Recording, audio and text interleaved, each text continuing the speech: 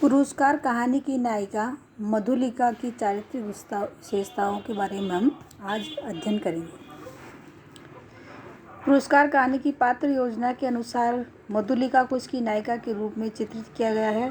कहानी का सारा कथानक उसे केंद्र में रखकर गूंथा गया है। यह कहानी प्रारंभ से अंत तक उपस्थित रहती है। कौशल नरेश उसके खेत पर हल चलाते हैं और उन्हें बीज देने का सम्मान उसे मिलता है। उसे खेत के बदले पुरस्कार के रूप में स्वर्ण मुद्राएं दी जाती है।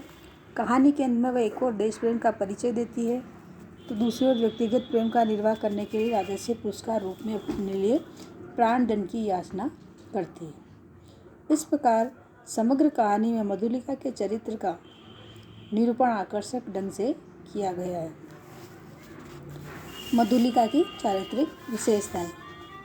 स्वाभिमानी स्वभाव। मधुलिका कौशल के वीर सिंह मित्र की कन्या है। सिंह मित्र अपने राज्य की रक्षा के लिए वाराणसी के युद्ध में वीर गति प्राप्त कर चुका है। अब मधुलिका एकाकी रहकर अपना कृषक जीवन व्यतीत करती है।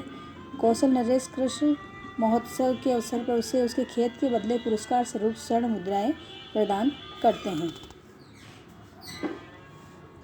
लेकिन वह कहती है, देव, ये मेरे पुत्र पितामहों की भूमि से बेचना अपराध है, इसलिए मूल्य स्वीकार करना मेरी सामर्थ्य के बाहर है। इस प्रकार पैतृक भूमि को बेचना अपने स्वाभिमान के विरुद्ध समझती है तथा राजकीय नियमों को मानकर उस खेत पर अपना अधिकार सहर्ष छोड़ देती है। त्याग भावना से मंडित। मधुलिका स्वर्ण मुद्राओं का थाल महाराज पर न्यौछावर कर बिखेर देती है। इस तरह निर्लोभ एवं त्याग भावना का परिचय देती है।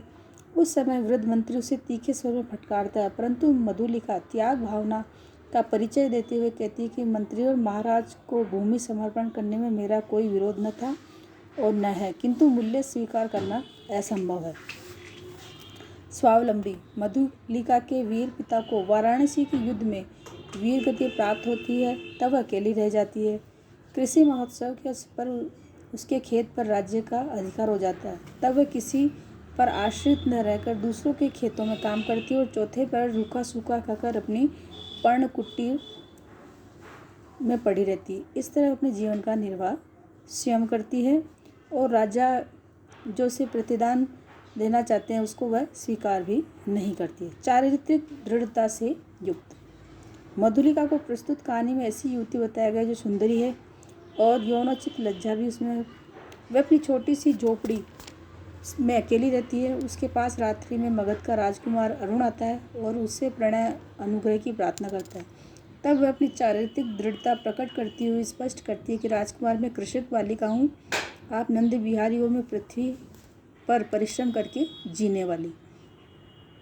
आज मेरी स्नेह की भूमि पर से मेरा अधिकार छीन लिया गया, मैं दुख से विकल हूँ, मेरा उपहास न करो। इस प्रकार वह अपनी चारित्रिक दृढ़ता का परिचय देती है। देश प्रेम से मंडित। मधुलिका एक देशभक्ति रखने वाली युवती है। कौशल नरेश ने उसके पिता सिंह मित्र की देशभक्ति का जो उल्लेख किया था वह उसी प्रकार देश प्रेम से उत्प्रोत है। वे कौशल राज्य की कृषि महोत्सव के अवसर पर अपनी भूमि बिना मूल्य लिए दे देती है। जब वृद्ध मंत्री उससे कहता है कि तू आज से राज्य के रक्षण पाने की अधिकारिणी हुई, तो वह स्पष्ट कहती है कि राज्य के रक्षण की अधिकारिणी तो प्रजा है। राजकुमार अरुण उसके समक्ष प्रस्ताव करता है कि वह उससे कौशल नरेश से उसकी भूमि वापस दिला देगा, तो वह स्पष्टतया देशभक्ति का परिचय देती हुई कहती है कि नहीं, ये कौशल का राष्ट्रीय नियम, मैं उसे बदलना नहीं चाहती, चाहे उससे मुझे कितना ही दुख क्यों न हो। साहसी एवं दृढ़ निश्चय। राजकुमार अरुण ने मधुलिका से कहा कि तुम अपनी झोपड़ी में यह रात बिताओ, प्रभात से तो राजमंदिर ही तुम्हारा लीला निकेतन बनेगा। उस समय मधुलिका रात के अंधकार में कंटीली झाड़ियों से उलझती हुई अपनी झोपड़ी की ओर बढ़ती है। सहसा उसके हृदय में देश प्रेम की भावना बलवीत हो जाती है। तब वह शीघ्रता से राजमार्ग की ओर बढ़ने लगती है। उस समय वह मन में दृढ़ निश्चय कर लेती है कि श्रीवस्ती दुर्ग की रक्षा करने में वह पीछे नहीं रहेगी। बीच पथ में कौशल का सेनापति उसे रोककर उसका परिचय आदि पूछता है। तब वह न अपने प्रेमी की और न अपने प्राणों की चिंता कर सेनापति को सब कुछ बता देती है। सेनापति उसे राजा के पास ले जाता है। वहाँ पर भी एक साहस के साथ दुर्ग पर आक्रमण होने की बात कहती है। इस तरह उसके साहस एवं दृढ़ निश्चय से श्रीवस्ती दुर्ग की समय पर रक्षा हो जाती है। सच्ची प्रेमिका। पुरस्कार कहानी में मधुलिका को न केवल देश प्रेम से मंडी दिखाया गया अपितु उसे सच्ची प्रेमिका भी चित्रित किया गया है। वह राजकुमार अरुण से सच्चे हृदय से प्रेम करती है। उसके कहने पर राजा से दुर्ग के दक्षिण नाले की वीरान भूमि मांगती है, परंतु जब अरुण दुर्ग पर अधिकार करने पर स्वतंत्र राष्ट्र का अधिपति बनने की बात करता है तब उसे कुछ आशंका भी होती है। अगले दिन सभा मंडप के सामने अरुण को बंदी रूप में लाया जाता है और उसे प्राणदंड देने की घोषणा की जाती है। तो मधुलिका अरुण के समीप जाकर खड़ी हो जाती है और स्वयं के लिए भी पुरस्कार रूप में प्राणदंड की याचना करती है। इस तरह वह सच्ची प्रेमिका के रूप में अपने प्रेमी के साथ अपना प्राणदंड चाहती है। प्रस्तुत कहानी में यह उसके चरित्र की अन्यतम विशेषता बताई गई है। अन्य विशेषताएं। पुरस्कार कहानी में मधुलिका के चरित्र में कुछ अन्य विशेषताएं भी दिखाई देती है। वह जल्दी आवेश में आ जाती है। राजकुमार अरुण जब प्रथम बार उसके पास जाता है तो उसे अपमानित करने वाला कहती है, परंतु अरुण के चले जाने के बाद अपने व्यवहार पर पछताने लगती है। उस समय उसके हृदय में टीस सी होने लगती है।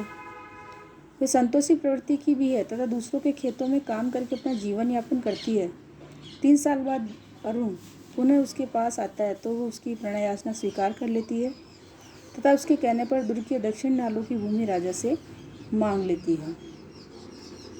वह अरुण की महत्वाकांक्षा को पूरी तरह नहीं समझती, इस कारण उसमें भोलापन भी है, यौनोचित लालसा भी रहती है। अंतर्द्वंद से ग्रस्त होने पर वह व्यक्तिगत प्रेम की अपेक्षा देश प्रेम को महत्व देती है। वह भावुक प्रकृति की युवती है। ये विशेषताएं उसके चरित्र में अनेक प्रसंगों में व्यक्त हुई है। इस विषय के आधार पर कहा जा सकता है कि पुरस्कार कहानी में सभी पात्रों के मध्य मधुलिका को आदर्श पात्र के रूप में चित्रित किया गया है।